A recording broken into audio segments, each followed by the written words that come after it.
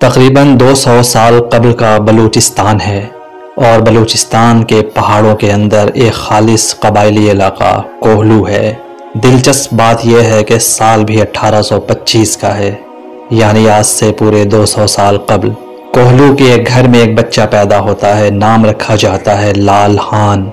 بڑا ہو کر یہ ایک چرواہا بن جاتا ہے۔ مانسون کا مہینہ ہے جیسا کہ آج کل۔ یہ چرواہا اپنے بھیڑ بکریوں کے ساتھ اپنے علاقے سے باہر ہے۔ طوفانی بارش شروع ہو جاتی ہے۔ انہیں پہاڑوں کے بیچ ایک گھر نظر آتا ہے۔ یہ پناہ لینے اس گھر کی طرف چلا جاتا ہے۔ گھر کے مرد وہاں نہیں ہوتے۔ اس وقت کے رسم و رواج کے مطابق گھر کی عورت میزبان بن جاتی ہے۔ ایک نئی نویلی دلہن ہے۔ وہ عورت طوفان سے اپنے خیمے کو بچانے کی کوشش کرتی ہے۔ تیز ہوائیں اس کا دوپٹہ اڑا لے جاتی ہیں۔ وہ سامان بچانے کی کوشش میں ہے۔ بجلی چمکتی ہے۔ سیکنڈ کے 1000ویں حصے میں لال خان کی نظر اس عورت پر پڑ جاتی ہے جس کے بال کھلے ہوئے ہیں اور طوفان اس کا دوپٹہ اڑا لے گئی ہے، مگر وہ دنیا سے بے خبر اپنا آشیانہ بچانے کی کوشش کر رہی ہے۔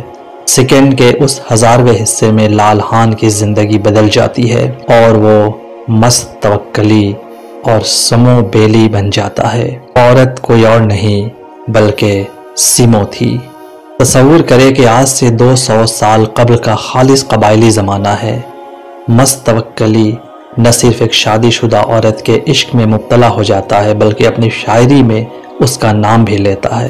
خود کو سیمو بیلی یعنی سیمو کا دوست بھی کہتا ہے، مگر کسی کی غیرت نہیں جاگتی کہ جا کر اس چرواہے کو قتل کر ڈالے، بلکہ ہوتا یہ ہے کہ انہیں حضرت مست توکلی کہا جاتا ہے۔ ان کی موت کے بعد ان کی قبر پر لوگ انتہائی عزت و احترام کے ساتھ پیش ہوتے ہیں اور ان کا قبر مرجع الخلائق بن جاتا ہے۔ سیمو نام کا اصل معنی کیا ہے کسی کو نہیں پتا، لیکن آج بھی بلوچ سماج میں ہزاروں عورتوں کا نام سیمی ہے۔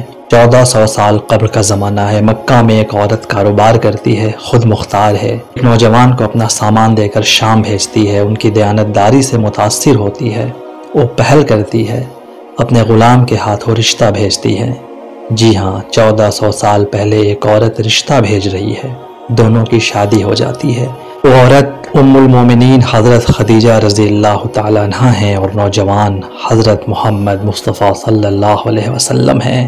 ہمارے ہاں ہر سال سینکڑوں خواتین و مرد غیرت کے نام پر قتل کر دیے جاتے ہیں۔ یہ لوگ اس نام و نہاد غیرت کا کانسیپٹ یا تو قبائلی رسم و رواج سے لیتے ہیں یا پھر مذہب سے۔ یہ دونوں واقعات اس خیال کی نفی کرتے ہیں۔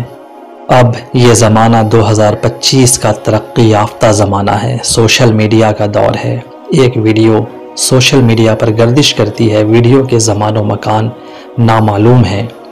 نام و نہاد غیرت مندوں کی ایک ٹولی ہے۔ ایک سیمو کو لایا جاتا ہے، اس کے ہاتھ میں قرآن ہے۔ ایک بدبخت ان کے ہاتھ سے قرآن لے لیتا ہے اور ڈری نہیں ہے، سہمی نہیں ہے، منت و سماجت نہیں کر رہی۔ ایک جملہ بولتی ہے، ایک دھماکہ کرتی ہے، بیرہ سن اجازت نمیں، یعنی صرف گولی مارنے کی اجازت ہے تمہیں۔